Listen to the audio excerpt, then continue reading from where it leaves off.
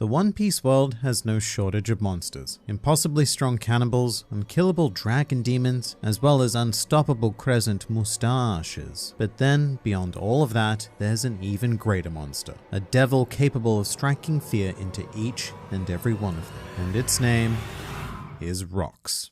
Hello and welcome to the Grand Line Review, your source for everything One Piece, and today our mission is to explore one of the most chilling pieces of One Piece world history, a time when the very fate of the planet really did hang in the balance, dangling quite delicately at the mercy of one Rocks Xebec, quite possibly a literal devil given the whole middle initial D thing, or at least that's how he'd definitely be viewed by those who rule over the world. And in fact, with that in mind, you could say that one of the greatest tricks the world government has ever pulled was convincing the world that this particular devil never existed. However, I'm afraid that Xebec was terrifyingly real, and his continued effect on creation does remain to this very day. And in order to protect yourself from the will of Rocks, my suggestion would be to activate a barrier by pressing the subscribe button for the Grand Line Review, as doing so will mean that when Rocks comes to get you, he will instead be distracted by regular One Piece content uploaded straight into your YouTube feed. This is the only known method to stop him, so please do comment down below if you have decided to thoroughly protect yourself by joining the Grand Fleet. Welcome. But our Rocks-related journey very much begins in the modern day. A relatively peaceful time, well, with the exception of all of the piracy, a global revolutionary uprising, and rampant government corruption. Other than that, it's pretty peaceful though. However, this status of sort of peace is currently under threat by the news that two of the four emperors have now formed an alliance. Charlotte Linlin and Kaido, who is just Kaido. And this certainly is cause for alarm because such an alliance would annihilate the balance of global power and put everything we know and love at risk. However, the Marines and the world government see something more alarming than even that. An event that has been referred to as the birth of the most dangerous pirate crew in the world, as well as the return of the Rocks. And this is a thought that sends a jolt of terror through the bodies of all who know the meaning behind this name. Meanwhile, it sends a jolt of profound confusion and bewilderment into those who do not. The ever-lucky summer children who have never known exactly how close they came to complete destruction. And this is because a mere 4 decades ago on an island known as Hachinosu, a profound group was formed. Under highly mysterious circumstances, a gathering of some of the world's most powerful and influential pirates at the time occurred, and the result of which was the decision for all of them to join forces under one banner, thus forming what we know as the Rocks Pirates. And I really cannot understate just what an absurd effort this would have been to pull off. The 3 members I alluded to in the intro, being Big Mom, Kaido, and Whitebeard, are all incredibly distinct personalities and very much born for leadership rather than subservience, which is also indicated by the fact that all 3 of them possess Conqueror's Haki, an innate genetic trait thought only to be bestowed upon those destined to rule over others in some form or another. And so you've really got to think to yourself, exactly what kind of person is able to take these figures and successfully command them? Well, that is the great enigma of Rocks Xebec. Whether it was charisma, superior Conqueror's Haki, or simply raw strength, Rocks was capable of wrangling these monsters. Although that isn't to say he made them completely subservient. One of the more troubling facts regarding the makeup and practices of the Rocks Pirates is that, as a group, they were extraordinarily volatile and would not hesitate to initiate violence or even kill their fellow crew members. Which is quite interesting because unlike most of the greatest pirate crews that we know of, there doesn't appear to have been any sense of fellowship amongst the Rocks. And it does bring up many questions, such as this one from Chris Keel. I'm more surprised that someone like Whitebeard was part of this crew. He seems out of place to me. And yeah, he really does. Everything we know of Edward Newgate would paint him as an upstanding human being, not at all the cruel-natured creature that many of the other Rocks pirates have been portrayed as. But Whitebeard could have been persuaded to join in many other ways, especially during his younger times. For example, he could have been on board to gather large quantities of cash money to send back to his orphan village. Because really, in many ways, you could more accurately describe this crew as a group of captains, each with their own individual pursuits of wealth, fame, and power. Many of whom would also later go on to have the direct desire to become the Pirate King, following the death of Goldie Roger.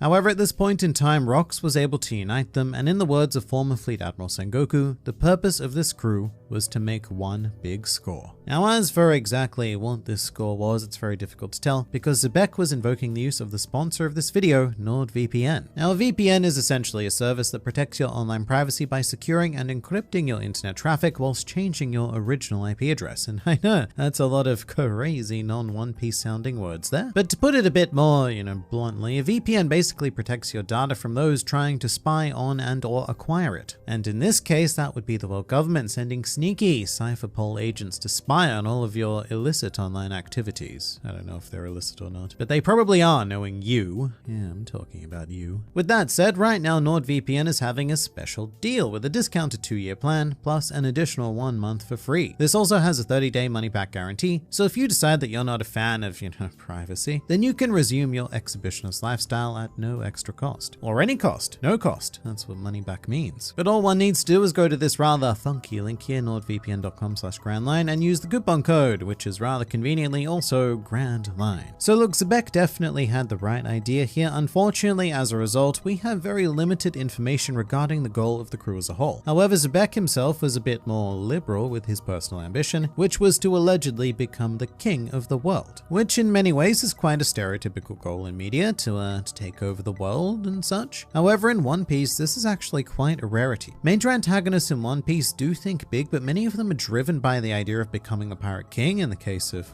pirates, or achieving some sort of peace or justice in the case of the Marines. So it's a very, very rare figure who embarks on a mission of world domination, and it's an even rarer figure who actually comes within grasp of making that desire a reality. And for the majority of their reign, the Rocks pirates under the command of Xebec were completely unstoppable, which does make sense because many of these pirates were already insurmountable challenges even on their own. But as a collective, they were on a whole new level of piracy. In fact, the Rocks pirates became a faction that openly declared war on the world government, and they have been described as functioning as more of a terroristic organization, with their actions specifically designed to impact the world government and having a much bigger game plan in mind than your standard band of sea ruffians. In fact, the actions of the Rocks pirates were so calculated and devastating that the world government even saw fit to actively hide many of their deeds so as to minimize the spread of terror throughout the planet. Very much like the meme of the dog in the burning house saying, "This is fine," but in reality, it's not fine. Because Xebec was actively threatening to burn down the entire institution, but the world government was at least able to convince its citizens that everything was under control. However, the plot of Xebec would come to a head on the equally as legendary location of God Valley, which if you'd like to know more about, I have an entire video detailing everything we know about that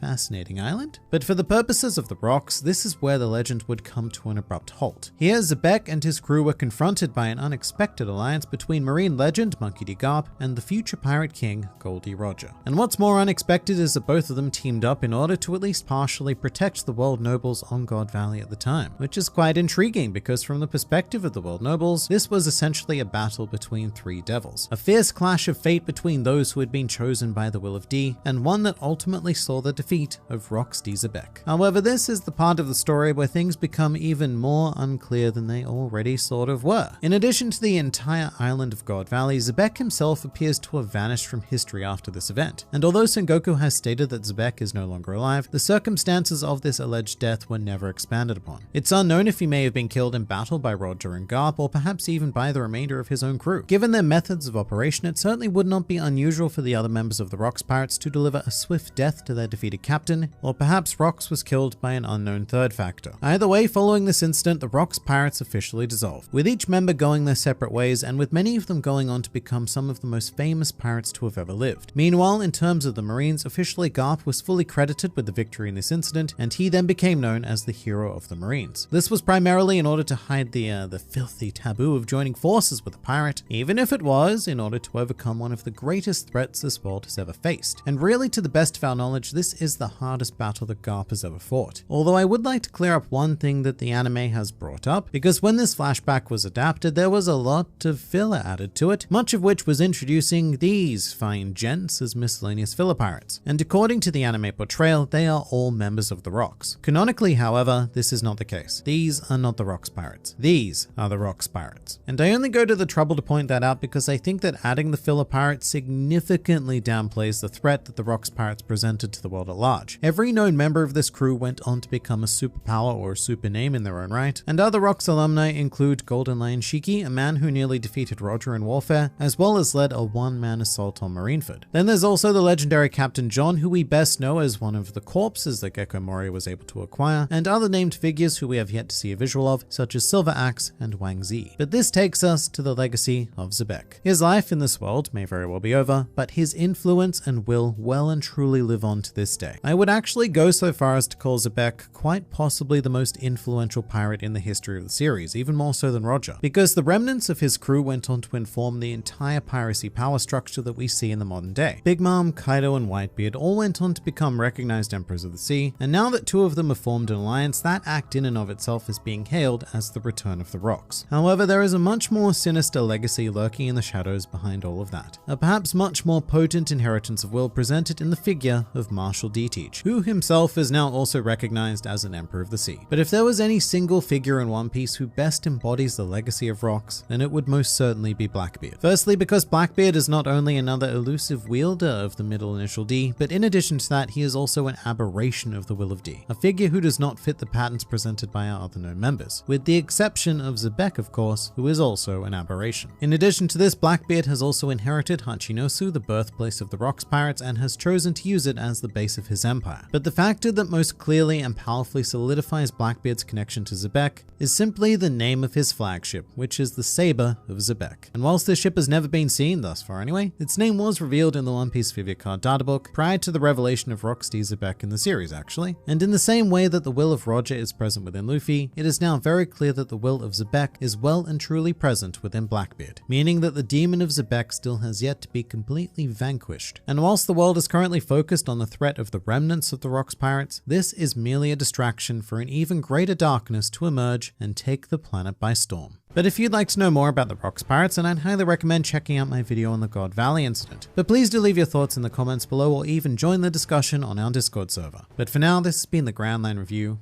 and I'll see you next time.